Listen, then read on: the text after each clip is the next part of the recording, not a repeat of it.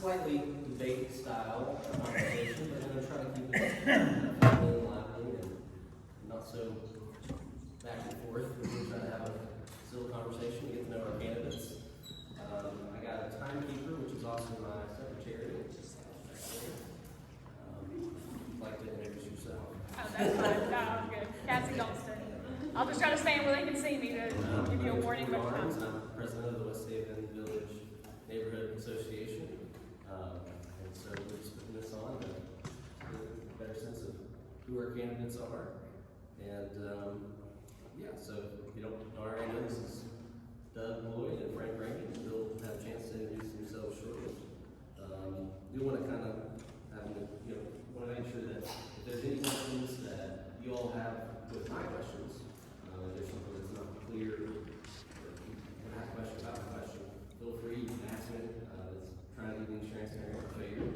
So if there's something you're not questioning about, just let me know.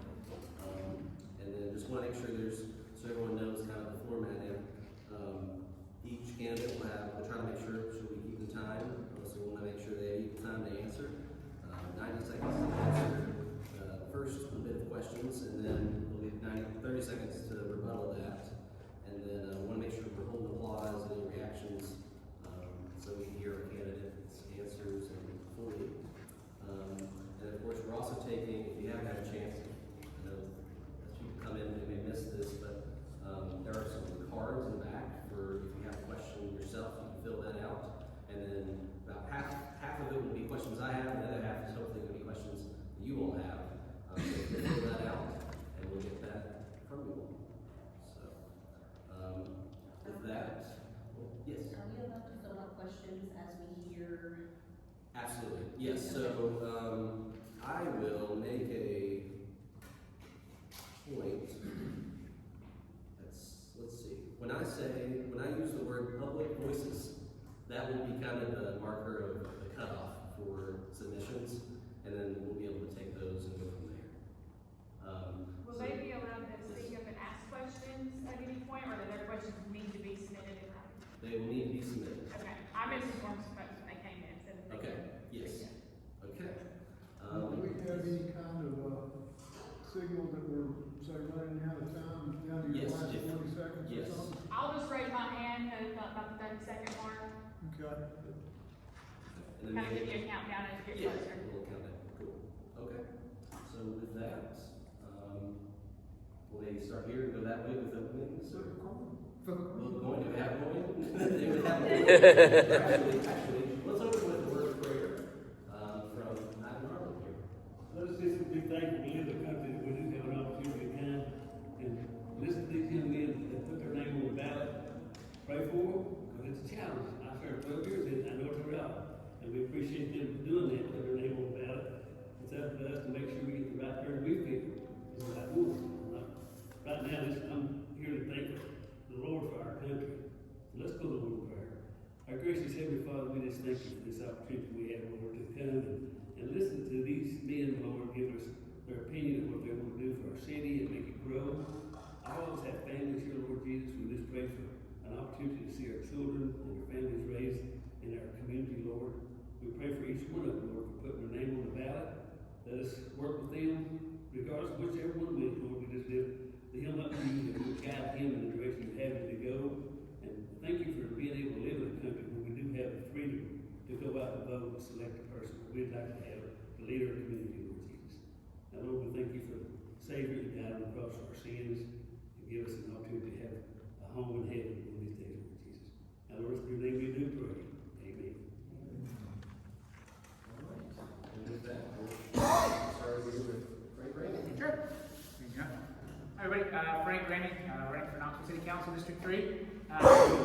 So a little bit about me. I grew up in the area, went to Ridgedale, went to Northwest, went to West. So I grew up in the area, raised my 2 kids here, Auburn, Ruby. And that's one of the things that I've been asked this question a few times this year, why we decided to run. One of the big reasons I decided to run are my kids. And not just my kids, but all kids, making sure that we're building a future for Knoxville. That's for all kids, from making sure that we can help restore the affordability that Knoxville's been known for. So making sure we get back to that piece where our kids, if we want our kids or our grandkids, they can afford to live here when they grow up. If they want to stay here, hopefully we can talk them into staying in Knoxville. Make sure we have them, give them that opportunity. They have that chance to afford to live here. And with that too, I want to make sure there's an opportunity for them. What that means is focusing on making sure there's good work, good entry-level work here, but also just good career opportunities here for them. Or if they want to start and run their own businesses, making sure we're doing the things, we're laying the groundwork to make sure they can run their own businesses, start their own businesses, and grow and have prosperity there. And then focusing on the safety for them, for our families, every family, everybody in Knoxville should feel safe and loved and want to be here. So that's why I'm running for city council. We really hope I can earn your vote, your support. And thank you very much for y'all coming out tonight, and I appreciate y'all.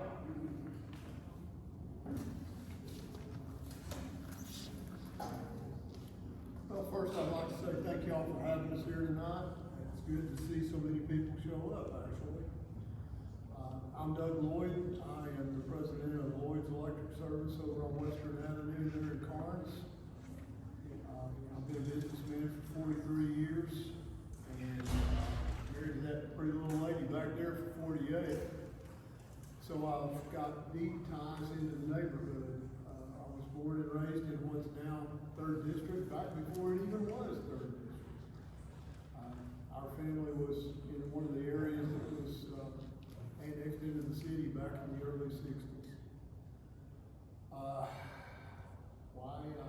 Why I'm running for council is that the community has been really good to my family and to my business. And I want to give back a little bit. You know, as adults, we spend the first third of our lives establishing our family, choosing our mates, having kids. The second third of our adult family, or our adult lives, we are building our businesses, building our careers, getting life on track. And if we're lucky enough to live long enough, I want to take that last third and put it back into the community and do something for the community that's good for my grandchildren. I actually have 4 grandchildren and they live in 3rd District, so we're real happy to be here, frankly.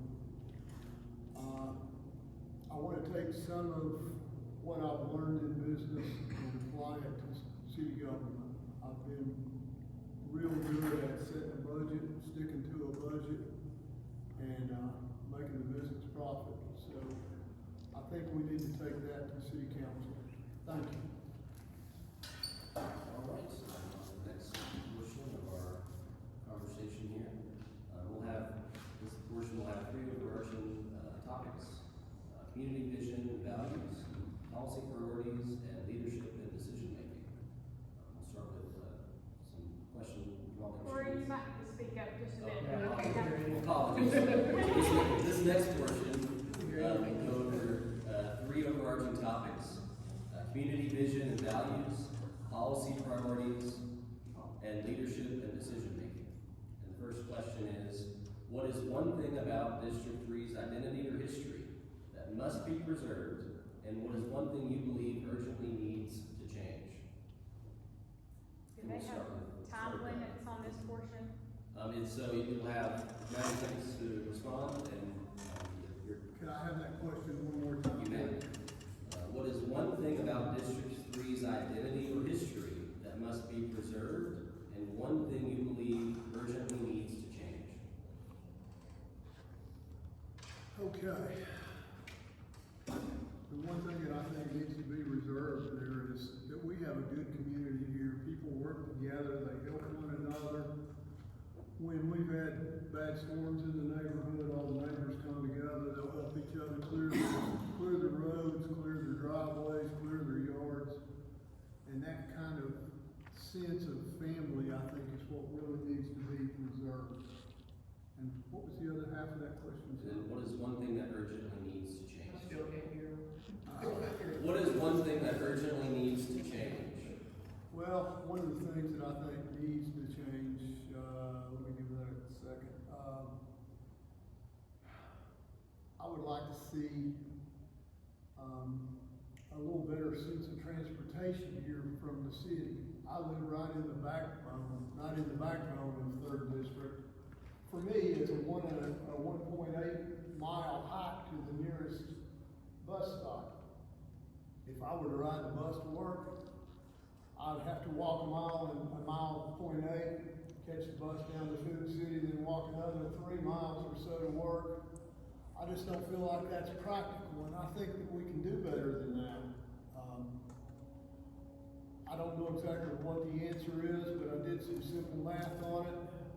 The budget for CAT is $40 million. That means the city pays $13.50 for every time somebody rides the bus. For that kind of money, I think we could probably do some kind of Uber deal or Lyft deal and get people from point to point in a better way for less money. Thank you. Sure. 30 seconds to respond. 30 seconds to respond. Or, sorry. I guess, yes, no. You would have the 90 seconds, and then he would have 30 seconds to respond, followed by you being able to respond after that. So you have 90 seconds. All right, sounds good. Yes. All right, we can work that. Yeah, so the big question, the question at the top is what do we preserve? What's unique about 3rd District that I'd like to make sure we preserve as Knoxville grows? Big thing there, I mean, I think we all love and know about it. It's really convenient. 3rd District, our area is really close to everywhere. About 10 to 15 minutes to pretty much any part of Knoxville. The nice benefit of that is not having too much heavy traffic here, and that's something I'd like to make sure we can preserve as we're growing as a city, to make sure we know the infrastructure is in place, making sure we're doing the things, make sure we're making sure the roadways can't support more traffic, but make sure things work better, they flow well, so we can preserve that sense of we're close to everywhere, we're not having to do with a bunch of traffic, it just works. So that's something I'd like to preserve. And one thing that must change, and it's actually been one thing I've been kind of beating the drum on, is Western Avenue. It's a road designed for speed, not for safety. When they widened it 10, 15 years ago, it went from basically a 2 or 3 lane road to a 5 lane road with basically wide medians. We've had a number of deaths there. We had a neighbor, his sister was killed by a head-on collision. Down on Keith Avenue, last year we had a wife, mother and a son killed over by Ridgedale. And just the other week we had somebody killed on Solid Road, right by Solid Road on Western Avenue.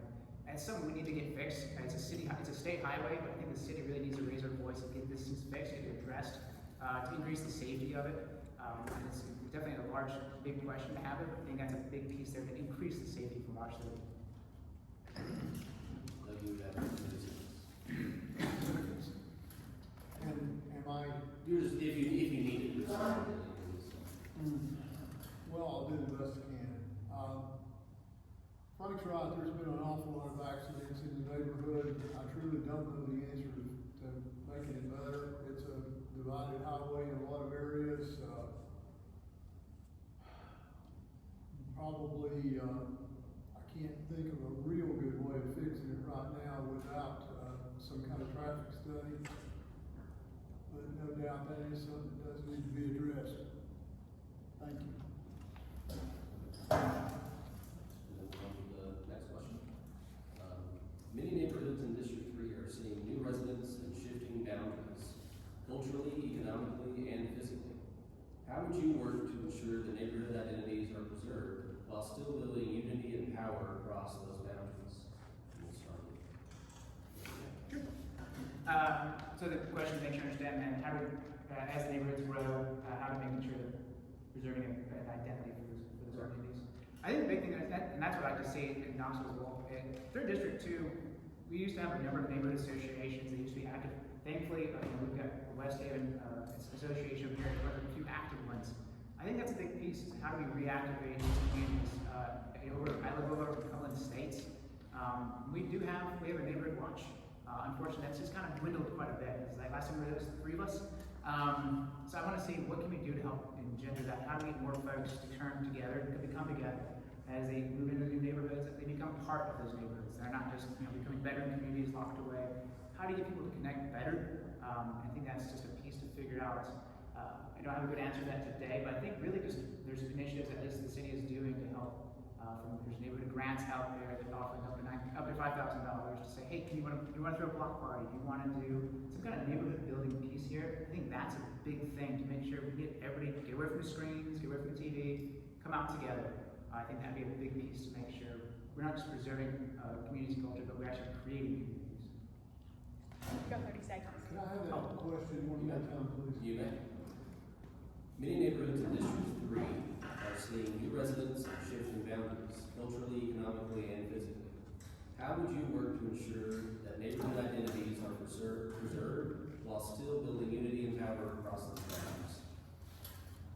Well, I think that a lot of it's gonna have to do with zoning. The people that are moving into our area, they're coming because of the kind of culture that we have here. But if we allow multifamily dwellings in single-family neighborhoods, they're gonna destroy the very culture they came here to enjoy. I think if we would limit our zoning for multifamily housing to the major corridors where it won't interfere with the traffic that we already have, that'd be a big step in the right direction. That way it keeps the local single-family neighborhoods, it keeps their culture in place without destroying the very quality of a neighborhood like we're used to in this area.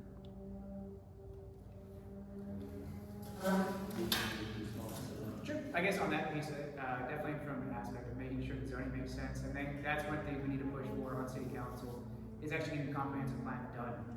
So we know, basically, one big piece of that is getting community buy-in, making sure the community has a say in what we want to see happen in our communities, in our areas, and making sure that we put those in force so we know what to expect, we know what's going to happen.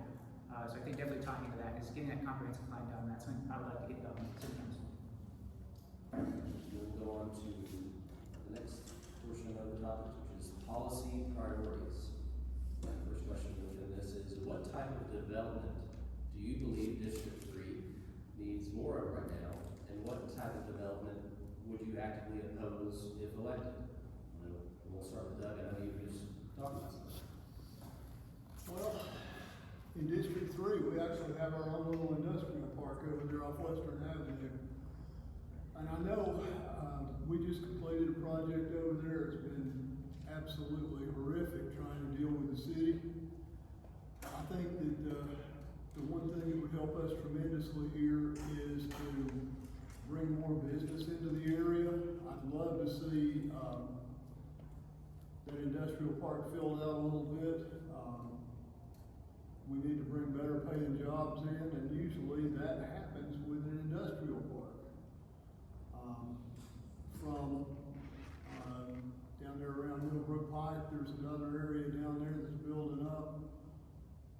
I think that Knoxville needs to really be in a position where they really roll out the red carpet for businesses bringing them jobs into the area instead of putting up barriers and regulations that we have right now.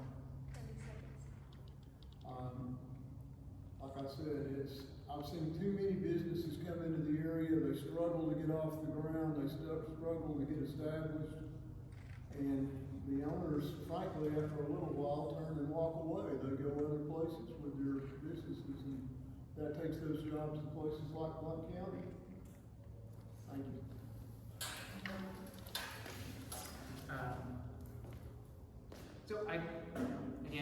Focusing on what developments do we need, what development types do we need in the 3rd district.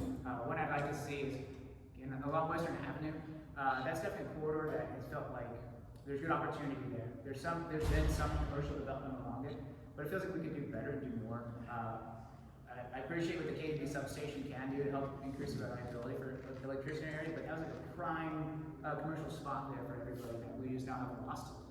Unfortunately, to that piece, but I would like to see, can the city step in better to encourage economic development along that Western Avenue corridor? It's already higher density, it's a well-trafficked road. They encourage businesses to come into there, to build businesses there to bring more economic prosperity to the area. I think that's a big piece of what I would like to see that happen. Items to oppose, development opposition-wise, I think it's definitely we have to make sure that any new developments, we have the infrastructure to support them, that we have plans in place to say that if we're going to increase the load on roads, and schools, that we can support them. And then again, we expect a comprehensive plan. We need to have that plan in place so we know what's going on, we know when to change things, we know when to upgrade them. That's a big piece to me on that piece. But also then respect the neighboring communities too. What is the texture of the community already?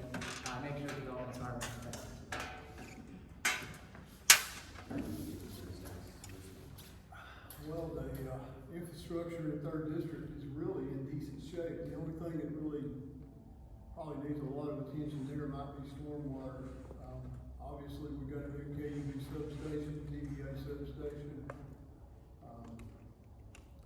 So I think that, that's in decent shape. The school system falls to the county, so that's theirs to deal with. So fortunately, that's not something the city council will have to deal with. I guess I'm out of time. The next question is, the city can't fund everything, and some council decisions can have unintended consequences. What's one service you would protect at all costs, and one area where you consider shifting or reducing funding, while still doing your homework to avoid harming residents in the process? And, Okay. sorry, is that, I think I'd be the first. is that right? Yes. Yes. Frank. Unless you want to. No, so the question is, what services, first part of the question is, what services to protect? Definitely without a doubt, I mean, the biggest part of our budget goes to, our safety systems, so that's fire and police. So I think those are two key systems that, I mean, that's the benefit the city adds a lot of times, it's making sure we're all safe here. That if somebody's trying to break into our home, the police are there, you know, we can arrive quickly and, one, hopefully apprehend the folks that are committing the crime. But also too, to help us, making sure that they're on the ground, they're there actively policing the community, they're part of our community. So I think that's a big piece to make sure that they're funded well enough.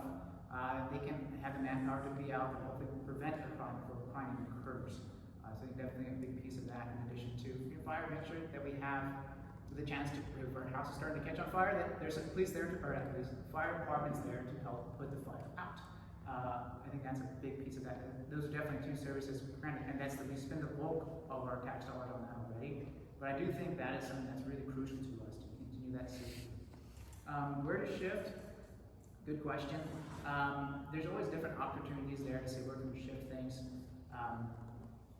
Off the top of my head, I think the city does a pretty good job of spending where it needs to spend. There's maybe some additional pieces that maybe superfluous, but I would say this is the one to take a line item to say knock this piece out. So, thank you. Can I get that question one more time? The city can't fund everything, and some council decisions can have unintended consequences. What's one service you would protect at all costs, and one area where you consider shifting or reducing funding while still ensuring that you're doing your homework to avoid harming residents in the process? Well, Frank's right about one thing. Public safety's gotta be number one. And I can tell you with vast experience, my dad there's a retired firefighter, but he's also had a few medical issues. And I guarantee you, nothing raises your emotions like having a loved one very ill and you call you dial 911 and you see that big red truck coming down the road with the lights on. It is an outstanding feeling. Obviously, we've got to fund completely the fire and police protection, or fire and police departments. I had a lunch meeting with the chief of police a couple months ago, and he asked me to keep an eye on this. They need funding to staff their troops at 100%. What's something I would shift from? I go back to CAT. I'm out of time. 30 seconds. I go back to CAT. That's something that I think we got room that we could probably take a little money away from and put it somewhere else. If I were going to put it anywhere, I'd love to see a city ambulance service, something that's driven by the city rather than private enterprise. Thank you.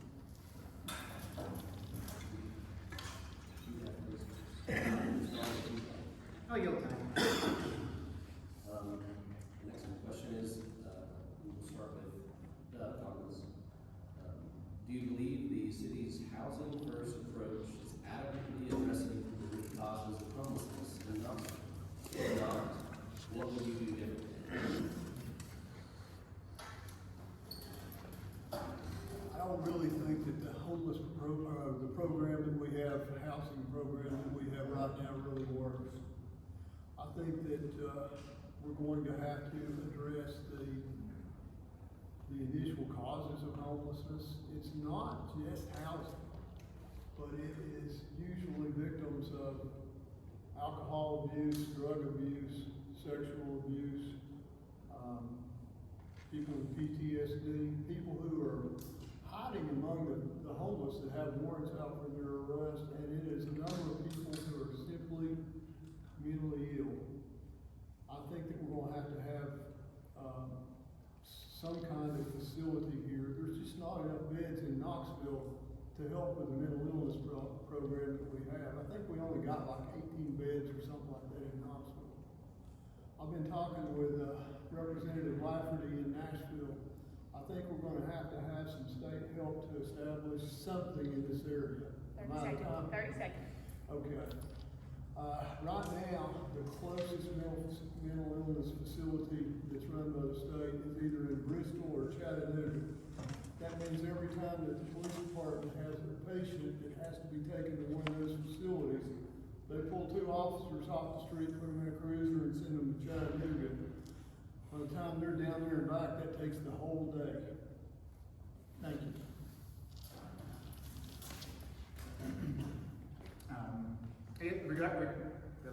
Regarding the homeless question, I think a good piece of that is it's a multifaceted question. What can we do to help reduce the homeless population here? How do we make sure their lives are easier and better?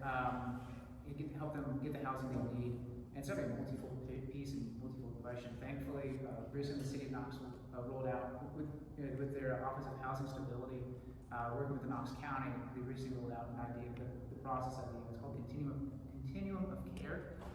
So they're already laying out here's 5 sections we can work on. Here's 5 different areas we can work on to help reduce the housing crisis, reduce the homelessness crisis we have in the city. I think it's leaning into that, what they're building already with the Office of Housing Stability is already working on. A continuum of care is working on. I think making sure we're putting more into that well.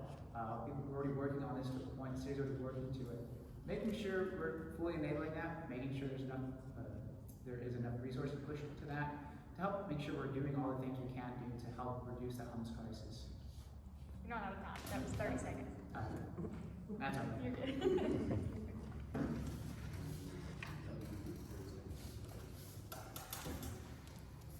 Well,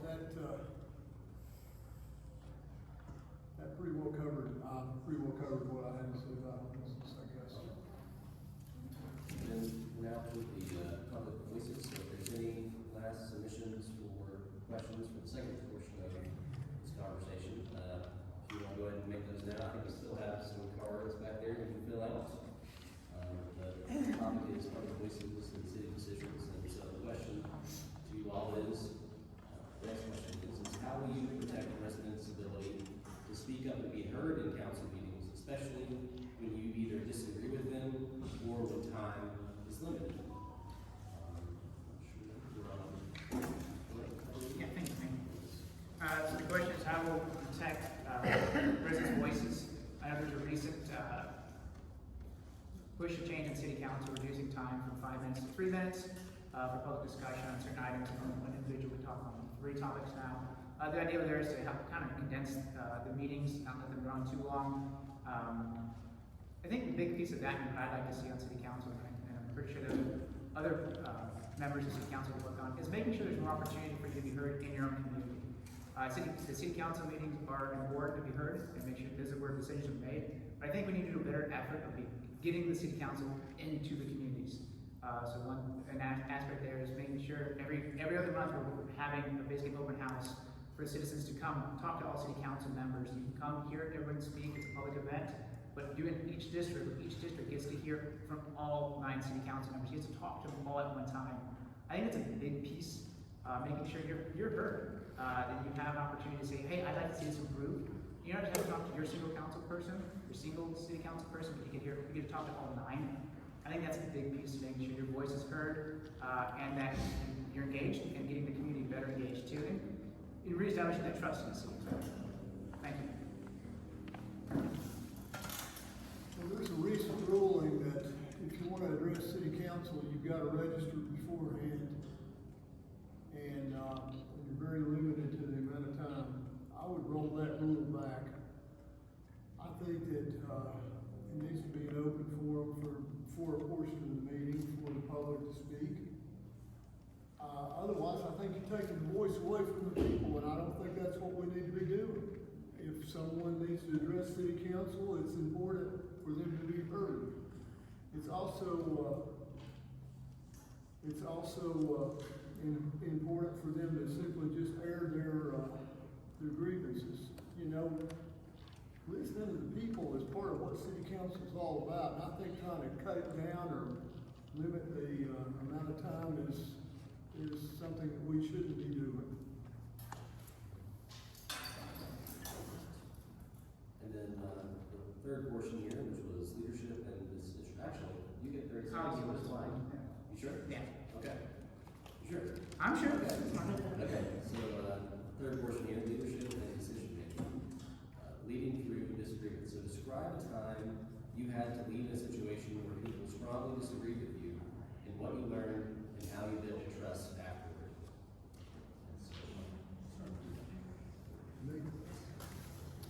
Can I hear that one more time? I can just barely hear it. describe a time you had to lead in a situation where people strongly disagreed with you. What did you learn and how did you build trust afterward? Okay, I'm gonna take this one back a few years. During COVID, we decided to close our business for 2 weeks to flatten the curve. I had people on staff at that time that absolutely demanded that we make everybody take the vaccine.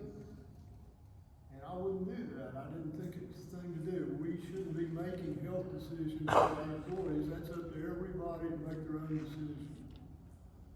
So we did close the business for 2 weeks.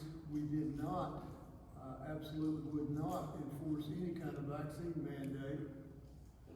And, I'll be honest with you, after it was over, we had to earn the respect of most of our employees, but we lost a few employees because they didn't think we took it seriously enough. Looking back on it from, 5 years in the rearview mirror, it looks like things worked out pretty well for us. 30 seconds. Thank you.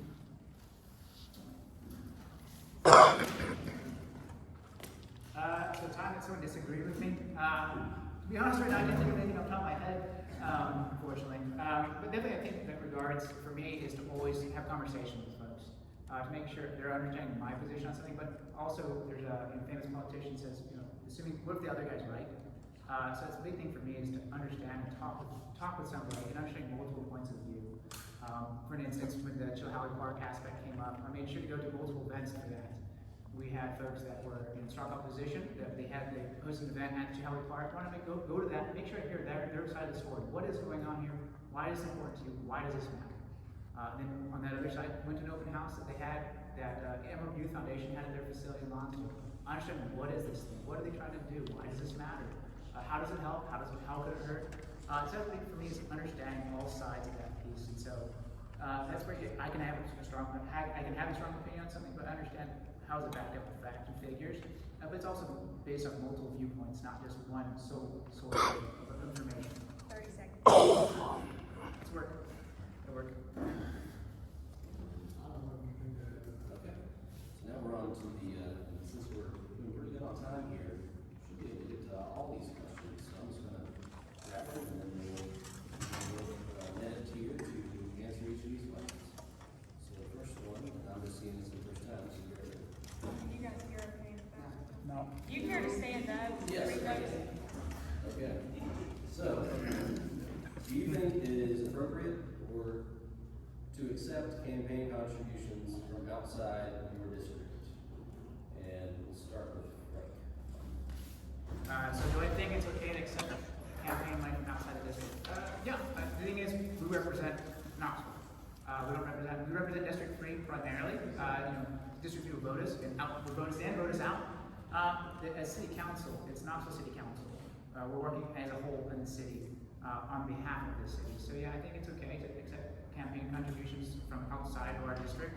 I think it's important though to make sure we're not using, that money doesn't bias us, does not influence us in that regards. That's up to the individual, but I think that's something, thankfully with the campaign. 30 seconds. Oh, that was fast. Thankfully with the campaign disclosure pieces that is evident, like, where's the money coming from, who is it coming from? I think it's a big piece of that, but I think it's okay. These are 1 minute responses, I believe. Okay, instead of 90 seconds. That's why I'm going quick. I'll try to be brief. Okay, during the primary, Allie over at the News Sentinel wrote a little hit piece on me about how my campaign contributions came from outside the district.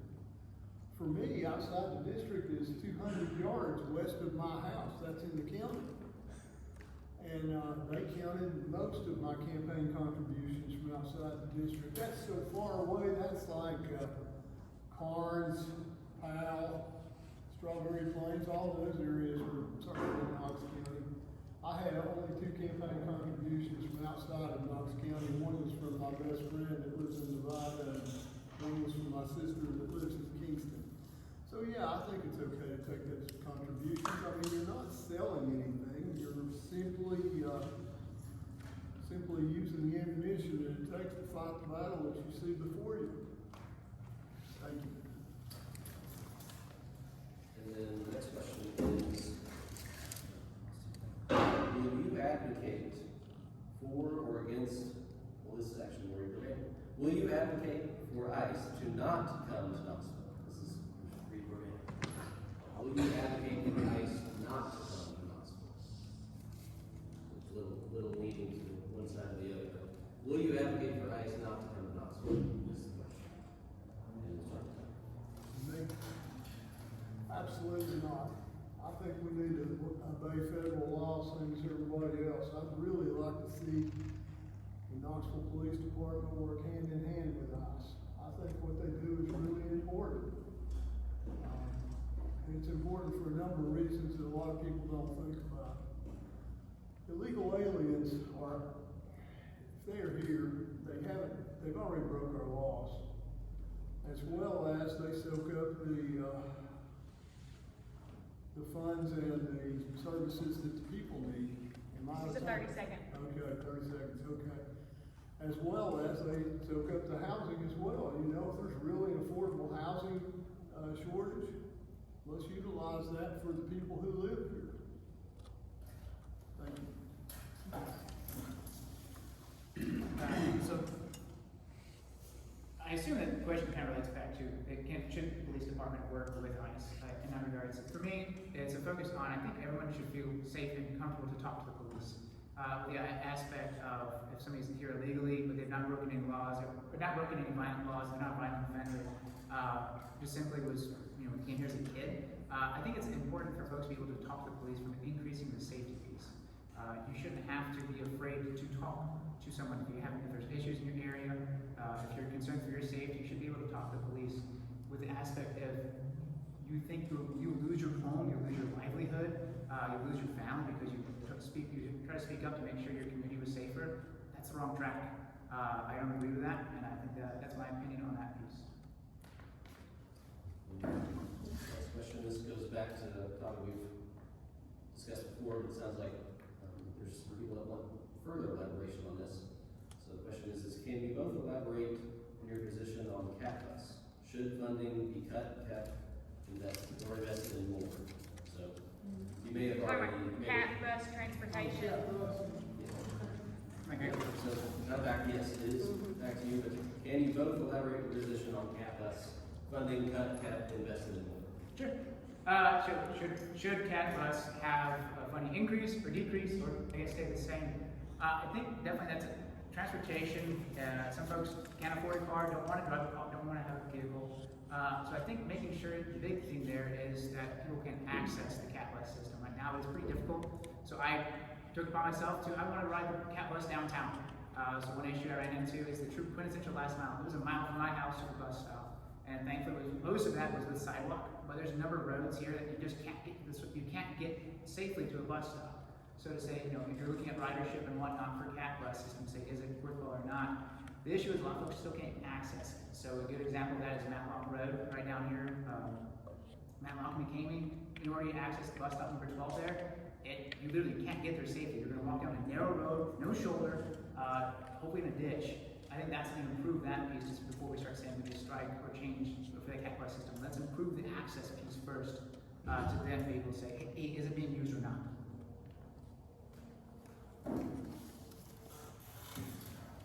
Well, like I said, I've been looking at the cat bus budget. The budget this year is $40 million. That's 32 million or so for the operating budget. The balance of that is for new electric buses, some $8 or so million, and $818,000 for insurance, which I thought the city of Knoxville was self-insured until I started digging into this.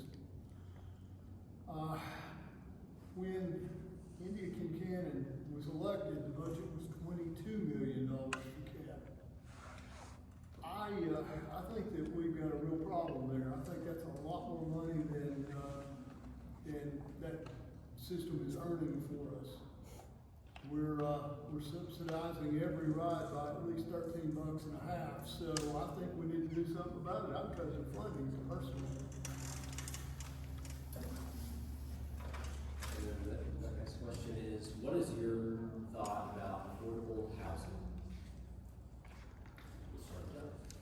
Affordable housing, Yeah, what is your thought about affordable housing? you want to define that for me? I won't define it. Okay, let's go this way. That's the question, it doesn't define it. Affordable housing goes two ways. You're talking about government subsidized rent programs, or you're talking about people who are trying to buy a house. And in that case, what the bank says is it'd be a good idea for the cost of the mortgage to not cost more than 40% of the family income, and that includes their utility bill. Affordable housing as it stands is a buzzword. The housing in Knoxville is actually 23% cheaper than the national average, according to HUD. You can look it up on their website. It's not that the housing is really that expensive in Knoxville, but our wages have been very depressed here for a long time. I think we need to look into raising our wages more than affordable housing. So the affordable housing piece is definitely a multifaceted question again. Things we can do there at the city level is one way to Knoxville used to be known as an affordable place to live. I bought my house for $144,000 in 2014. It's now probably worth $350,000, $400,000. It's gone up significantly in just 10 years. So I think that's something that's it's gotten more expensive, and wages have not gone up that much in that time. So things we can do to help increase, one is, what can the city do to help increase housing stock there? How do we make it more straightforward to build here? How do we streamline the permitting process? To enable small developers, small local folks to be able to build easier, more affordably, to bring those houses, the lower cost house, the more entry level homes in. So somebody with their first time home buyer, how can we build more $300,000 homes? Because that sounds like a crazy number to say. Focusing on that, but also definitely focusing on what are the things we can do to help basically protect those folks here. Do we need to look more at the city level, having property tax freeze for elderly that are income qualified, to help folks there if they have a need for fixed income. Could I offer a rebuttal to that? I don't know if we have been doing rebuttals for the open questions, but if, Frank, if you're fine with that, we can. No, not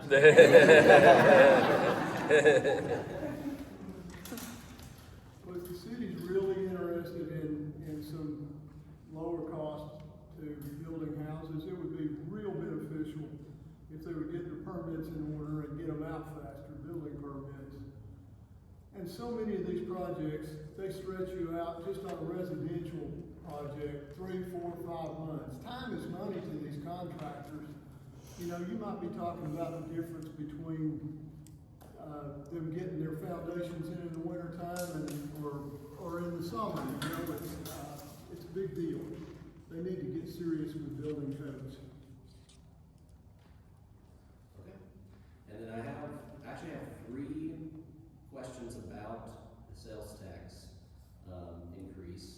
And so I'll just sum them all up by asking, what is your position on proposed sales tax? It'll be on the ballot, even though you all will not necessarily have influence on that decision. people will. What is your position? I think both of you are very clear what your positions are on it, but nonetheless, read the questions, so I'm going to read your ask. So my position on the sales tax question, the top line answer is I've not been convinced to support it. I appreciate what it can do. I like the idea of how do we increase the sidewalks, how do we increase more greenways, how do we make it more affordable to live in Knoxville. I take issue with it is how it's been structured, how it's been set up. Multiple pieces there is one, there's no clear defined set ordinances of what money has to go to, and then they're trying to change that a little bit from at least the housing side of it. But there's still, we're talking about $47 million that can easily be changed on a whim to go into the general fund. We said we want to vote on these projects, we want these projects to happen. All it takes is an administrative change to say, we will change out mayors in 2 years to say, we're not going to do that.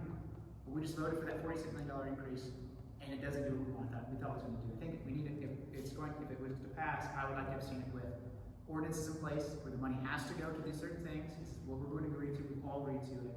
It doesn't happen, and I think that's a big piece of that, why I've not been supporting that.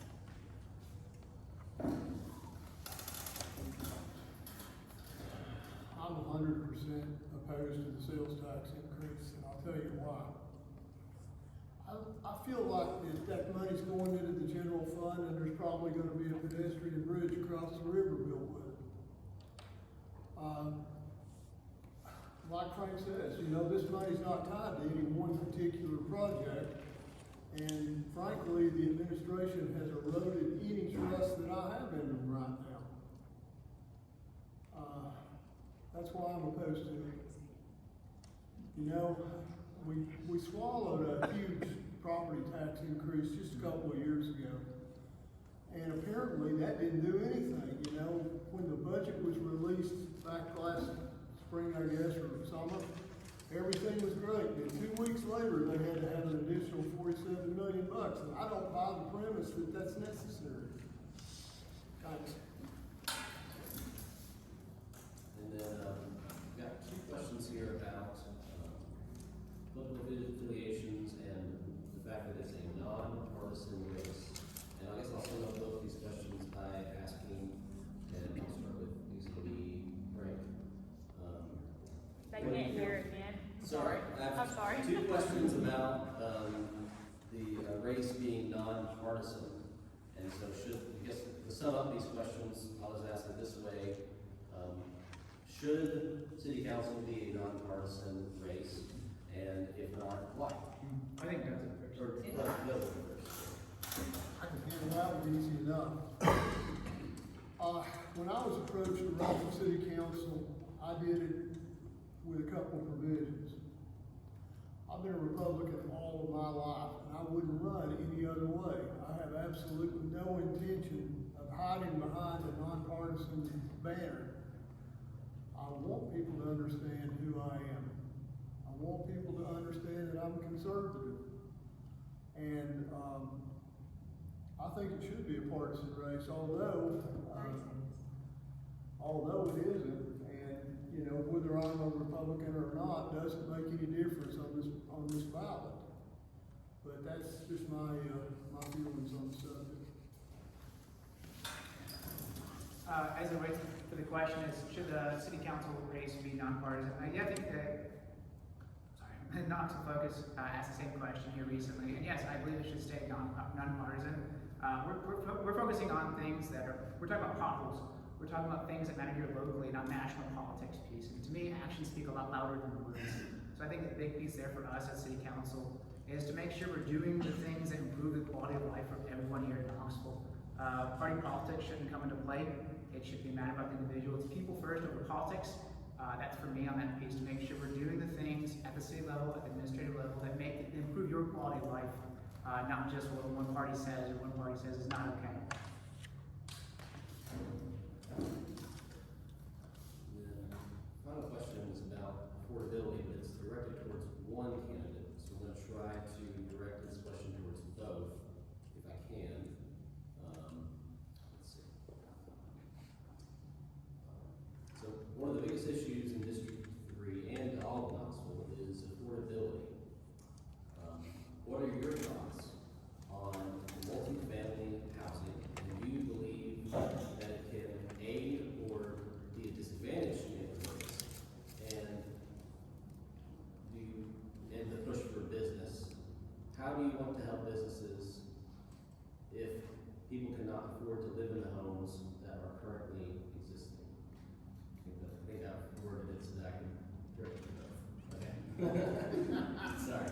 So we'll start with, I think it'd be, yes, we'll start with I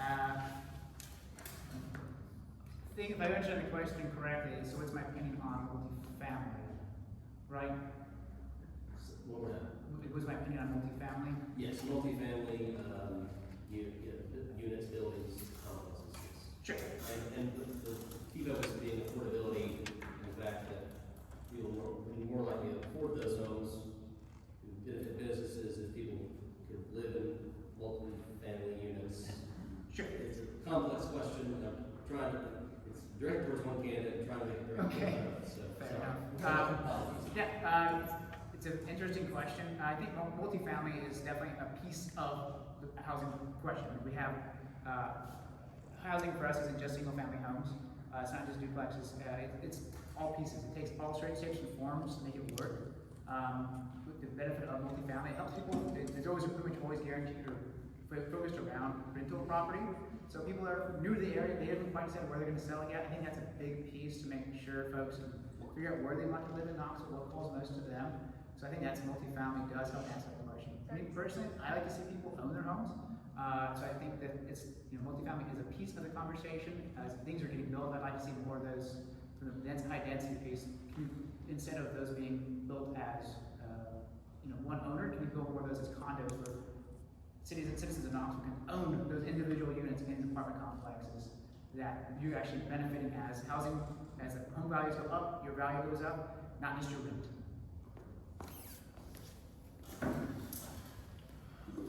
I would like to see zoning set up so that multifamily dwellings could be built in a single-family neighborhood.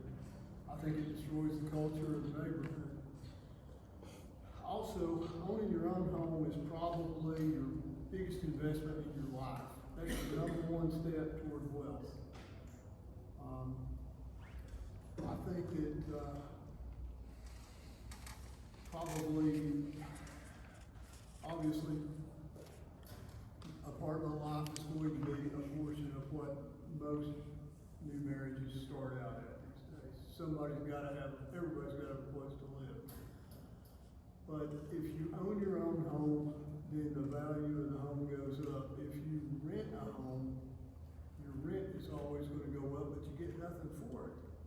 Nothing more than 30 days.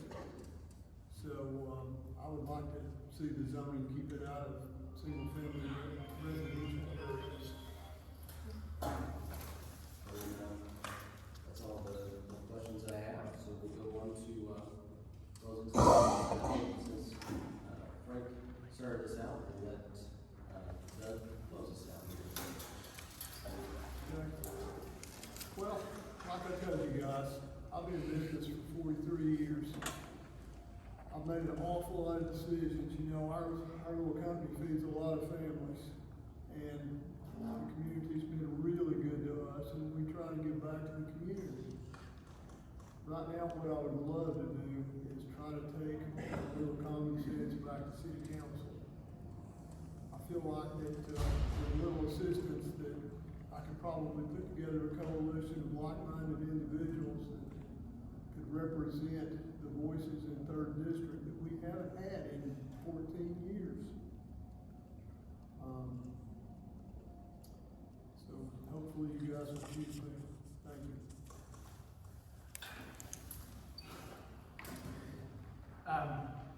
One thing going out tonight, so much appreciated. Definitely as it relates to why hopefully I can earn your vote, earn your support. So big pieces there. Why?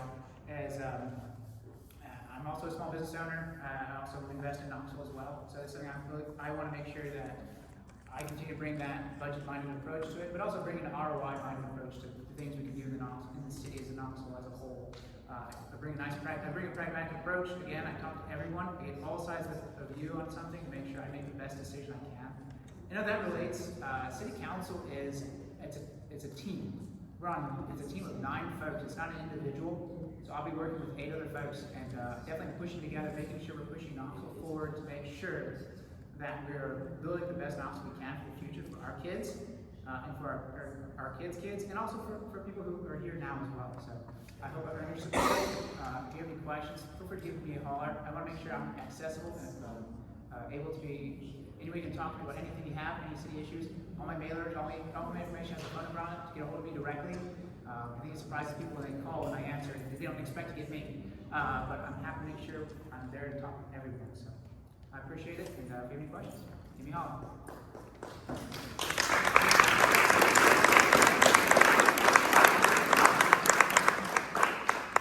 Thank you both. And early voting starts Oh, yeah. pretty soon. That's a good point. Early voting starts tomorrow, but for Expo Center, it'll be closed the first 5 days, and so it'll start on October 20th at the Expo Center. All the other early voting locations will be open tomorrow. And then, What do you want to cover? and the election day is November 4th, 3 weeks from today.